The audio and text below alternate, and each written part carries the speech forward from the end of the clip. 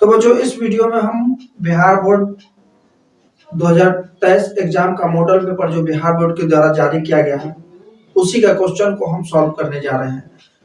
तो बच्चों जैसे कि पहला क्वेश्चन में दिया गया है अभाज्य गुणनखंड द्वारा 126 तथा 156 का मौसो एवं लौसो ज्ञात करें। तो अब बच्चों 126 तथा 156 का मौसो और लौसो अभाज्य गुणनखंड के द्वारा बनाना है। तो अभाज्य गुणनखंड तो पहले हम 126 का अभाज्य गुणनखंड के रूप में लिखते हैं। तो 2 से 2 छक 12, 2 तिया 6, 2 से 21, 3 से 3 सत्ते 21। तो 126 का गुणनखंड हो गया बच्चों 2 गुने 2 गुने 3 गुने 7। तो हम यहाँ पर लिख सकते हैं 2 पर पावर 2 गुने 3 गुने 7। और 156 का गुणनखंड अब करेंगे। तो 156 का गुणनखंड होता है 2 2 सत्ते 14, 2 अट्ठे 16, 2 से 2 तिया 6, 2 नौमा 18, 3 से 13 तिया 39। तो 156 का गुणनखंड हो गया 2 गुने 2 गुने 3 गुने 13। तो इस तरह बच्चों हम इसको लिख सकते हैं 2 पर पावर 3 गुने 3 गुने 13। अब बच्चों हम यहाँ देख रहे हैं तो HCF पहले हम इसका निकालेंगे। तो HCF बराबर हो जाएगा, यहाँ HCF निकालते हैं गुणनखंड से तो दोनों में जो संख्या मिलता है उस संख्या को लेकर के हम गुणा करते हैं। तो जैसे कि यहाँ देख रहे हैं 2 और 2 दोनों मिल रहा है तो 2 गुना 2 ले लेंगे। 3 और 3 भी यहाँ मिल रहा है तो 3 ले लेंगे।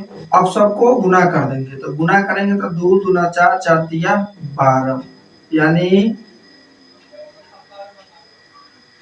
126 156 का HCF हो गया 12। अब LCM निकालेंगे। तो LCM बराबर हो जाएगा। तो अब बच्चों देख रहे हैं 2 का स्क्वायर बन रहा है, ये दोनों एक ही जैसा है तो इसमें से एक ले लेंगे, यानी 2 गुना 2 ले लेंगे गुना। अब यहाँ देख रहे हैं 3 भी तो एक 3 ले लेंगे, एक जैसा है तो। और देख रहे हैं बच्चों कि इसका पेस नहीं मिला तो ये संख्या ले लेंगे और गुने इसमें 13 ले लेंगे। अब सबको गुना करेंगे तो 2 दूना 4, 4 तिया 12, 12 सत्ते 84, 84 को हम 13 से अगर गुना करते हैं तो हो जाता है 4 तिया 12, 8 तिरिक 24, 1 25, 4 एक के 4, 8, 2 5 4 9, 8 2 10। तो इस तरह बच्चों LCM इसका औसत 1092 हो गया। अब बच्चों मॉडल पेपर का दूसरा क्वेश्चन में कह रहा है यदि Px यानी बहुपद दिया है 2x² प्लस 3x माइनस 5 हो तो P3 और P-3 के मान ज्ञात करें। तो अब बच्चों जैसे यहाँ पर दिया गया है बहुपद दिया गया है 2x² प्लस 3x माइनस 5। अब इसमें पहला करा है x के जगह पर यहाँ 3 दिया गया है, यानी पहला में दिया गया है x के स्थान पर 3 P3 तो बराबर x के स्थान पर यहाँ 3 आ गया तो इस समीकरण पर x का मान को बैठाएंगे। तो 2 गुना x² यानी x का मान यहाँ 3 तो 3 का स्क्वायर प्लस 3 गुने x का मान 3 माइनस का 5। तो अब यहाँ पर हो गया P3 बराबर, तो यहाँ 2 गुना 3 का स्क्वायर करेंगे तो 3 तिया 9 प्लस 3 तिया 9 माइनस 5। अब यहाँ पर लिखेंगे बच्चों तो 9 दूना 18 प्लस 9 माइनस 5।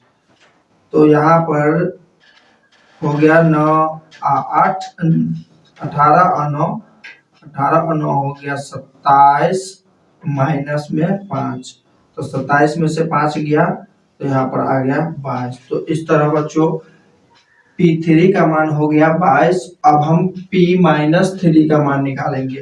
तो P-3 का मान अगर हम निकालते हैं तो बराबर में हो जाएगा। अब यहाँ पर 2 गुना x² है तो x का मान -3 इसमें हो गया था -3 का स्क्वायर प्लस 3x है तो 3 गुने x का मान माइनस का 3 हो गया और -5 तो माइनस का 5। अब यहाँ पर हो गया बच्चों 2 गुना -3 का स्क्वायर करेंगे तो प्लस में 9 आ जाएगा और प्लस 3 को -3 से गुणा करेंगे तो -9 और -5। अब यहाँ पर हो गया बच्चों 9 दूना 18 माइनस, ये दोनों माइनस में है तब माइनस माइनस प्लस हो जाएगा तो 9/14। तो इस तरह P-3 का मान हो गया, 18 में से 14 गया बचा 4। तो बच्चों इस तरह P3 का मान हो गया 22 और P-3 का मान हो गया 4। तो बच्चों इस तरह दूसरा क्वेश्चन भी सॉल्व हो गया। अब बच्चों तीसरा क्वेश्चन में चलते हैं। तो तीसरा क्वेश्चन में दिया गया है एक द्विघात बहुपद ज्ञात करें जिसके शून्यकों का योग तथा गुणनफल √2 और 1/3 है। तो अब बच्चों इसमें द्विघात बहुपद ज्ञात करना है। तो अब जैसे कि बच्चों हम जानते हैं कि द्विघात बहुपद निकालने का फॉर्मूला होता है, द्विघात बहुपद निकालने का फॉर्मूला होता है x² minus alpha plus beta into x plus alpha beta. अब बच्चों यहाँ पर इस फॉर्मूला का प्रयोग करते हुए इसको हमको बैठा करके अब बनाना है। तो अब जैसे बच्चों यहाँ कह रहा है शून्यांकों का योग, यानी शून्यांकों का योग होता है अल्फा प्लस बीटा। तो शून्यांकों का योग तथा गुणनफल दिया है √2 और 1/3। तो शून्यांकों का योग अल्फा प्लस बीटा बराबर हो गया √2 और शून्यांकों का गुणनफल, तो शून्यांकों का गुणनफल होता है बच्चों अल्फा बीटा, यानी अल्फा बीटा का मान हो गया 1/3। अब बच्चों इस फार्मूला को हम यहाँ पर लिखते हैं x² alpha minus alpha plus beta into x plus alpha beta. तो अब यहाँ पर हम बच्चों x² minus alpha plus beta यानी शून्यांकों का योग, यानी शून्यांकों का योग यहाँ √2 दिया था, √2 और x और प्लस अल्फा बीटा, तो अल्फा बीटा का मान यहाँ पर दिया गया बच्चों 1/3। तो अब बच्चों जैसे कि हम इसको इस फार्मूला पर बैठाने के बाद द्विघात बहुपद निकल गया। अब यहाँ हम देख रहे हैं बच्चों इसको हम फिर सॉल्व करेंगे क्योंकि यहाँ पर बट्टा में दिया गया है। तो इसको हम सॉल्व करने के लिए क्या करते हैं, इस 3 से सभी पद को हम गुना करते हैं। तो इस 3 से अगर x² को गुना करेंगे तो 3x² माइनस 3 को गुना करेंगे √2x से तो ये हो जाएगा 3√2x प्लस और 3 से गुना करेंगे 1/3 को तो यहाँ पर 3 कट के यानी 1 बच जाएगा। तो बच्चों इस तरह जो है द्विघात बहुपद के शून्यक और शून्यकों का योग और गुणनफल √2 और 1/3 दिया था। तो बच्चों इस तरह ये द्विघात बहुपद हो गया 3x² माइनस 3√2x प्लस 1। तो बच्चों इस मॉडल पेपर का तीसरा क्वेश्चन को भी हम सॉल्व कर दिए। तो बच्चों अब हम मॉडल पेपर का चौथा क्वेश्चन को सॉल्व करते हैं। तो क्वेश्चन 4 में दिया गया है द्विघात समीकरण 3√3x² प्लस 10x प्लस √3 का विवेचक ज्ञात करें। तो अब बच्चों इसका विवेचक ज्ञात करते हैं, यानी विवेचक हमको इसमें d निकालना है। तो अब बच्चों यहाँ पर द्विघात समीकरण दिया है 3√3x² प्लस 10x प्लस √3 बराबर 0। तो अब बच्चों हम जैसे कि इसमें देख रहे हैं कि इस समीकरण में a का मान हो जाएगा 3√3, b बराबर हो जाएगा 10 और c का मान हो जाएगा √3। अब इसमें कहता है विवेचक, यानी हमको d निकालना है। तो d का फॉर्मूला होता है बच्चों d बराबर b² माइनस 4ac। तो d बराबर हो गया, अब बच्चों यहाँ पर b का मान दिया है 10, तो 10 का स्क्वायर माइनस 4 गुने a का मान दिया है 3√3 गुने c का मान दिया है √3। अब d बराबर हो गया बच्चों 10 का स्क्वायर करेंगे तो 10 दाही 100 माइनस 4 को 3 से गुना करेंगे तो 4 तिया 12 गुना √3 को √3 से करेंगे तो 3 हो जाएगा। तो d बराबर हो गया बच्चों 100 माइनस 12 तिया 36, यानी इसका विवेचक निकल गया बच्चों 64। तो इस तरह समीकरण 3√3x² प्लस 10x प्लस √3 का विवेचक निकल गया 64। तो बच्चों अब हम पांचवा क्वेश्चन पर चलते हैं। तो अब बच्चों क्वेश्चन नंबर 5 में दिया गया है, दिखाए कि x बराबर -3x² प्लस 6x प्लस 9 बराबर 0 का एक हल है।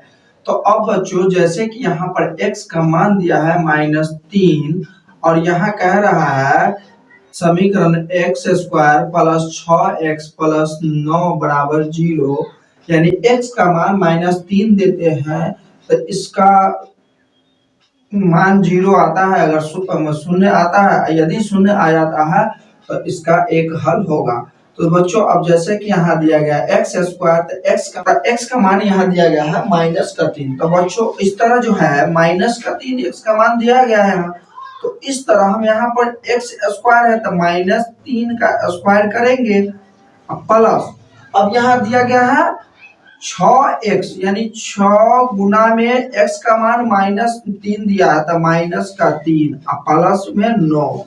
अब बच्चों जैसे कि हम यहाँ जानते हैं कि -3 का स्क्वायर करेंगे तो प्लस में 9 आ जाएगा, और +6 को -3 से, अगर +6 को -3 से गुना करेंगे तो 6 18 यानी -18 आ जाएगा और प्लस 9। अब बच्चों यहाँ हम देख रहे हैं 9 प्लस में, ये भी प्लस में, तो दोनों को जोड़ेंगे तो 9 9 18 -18 बराबर यहाँ पर 0 आ गया। तो बच्चों इस तरह हम यहाँ लिख सकते हैं कि x बराबर -3 x² प्लस 6x प्लस 9 का एक हल है। क्योंकि बच्चों यहाँ x का मान दे दिया था और इसका एक हल है या नहीं, तो अगर शून्य नहीं आता तो एक हल नहीं होता, अगर शून्य आ गया तो एक हल है। तो बच्चों इस तरह क्वेश्चन नंबर 5 भी सॉल्व हो गया। तो बच्चों अब हम क्वेश्चन नंबर 6 पर चलते हैं। क्वेश्चन नंबर 6 में दिया गया है बच्चों, द्विघात समीकरण 2x² माइनस 6x प्लस 3 बराबर 0 के मूलों की प्रकृति ज्ञात करें। तो अब बच्चों इसमें कह रहा है कि ये जो समीकरण दिया गया है 2x² माइनस 6x प्लस 3 बराबर 0, तो इसका मूलों की प्राकृतिक ज्ञात करने के लिए कहता है। बच्चों इसमें मूलों की प्राकृतिक से आशय है कि यदि इसमें हम बच्चों पहले d निकालेंगे, अगर d माइनस में आता है तो मूल अवास्तविक होगा, यदि मूल d का मान अगर प्लस में आता है तो मूल वास्तविक होगा, यदि d का मान 0 आता है बच्चों तो मूल वास्तविक और समान होगा। तो इस तरह बच्चों इसमें जैसे a का मान दिया गया है 2 और b का मान हो गया -6 और c बराबर हो गया 3। अब बच्चों इसमें हमको सबसे पहले d निकालना पड़ेगा, तो d निकालेंगे तो d बराबर होता है b² माइनस 4ac। तो यहाँ पर बच्चों d बराबर हो गया b का मान -6 का स्क्वायर -4 गुना में 2 गुने c का मान है यहाँ 3। तो d बराबर हो गया बच्चों, यहाँ पर 6 का स्क्वायर करेंगे, -6 का स्क्वायर करेंगे तो 36 हो जाएगा, और यहाँ -4 दूनी 8 8 तिरिक 24। तो d बराबर हो गया बच्चों 12। तो इस तरह बच्चों हम देख रहे हैं कि d का मान जो है प्लस में आ गया, तो जब ये d का मान अगर प्लस में आता है तो मूल वास्तविक होगा। तो यहाँ पर लिखेंगे कि मूल वास्तविक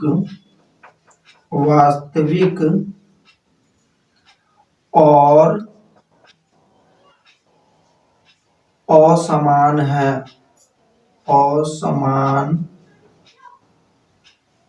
है, तो बच्चों इस तरह अगर d का मान प्लस में आता है कोई अंक है तो मूल वास्तविक और असमान होगा, यदि d का मान 0 आ जाता तो मूल वास्तविक और समान होता।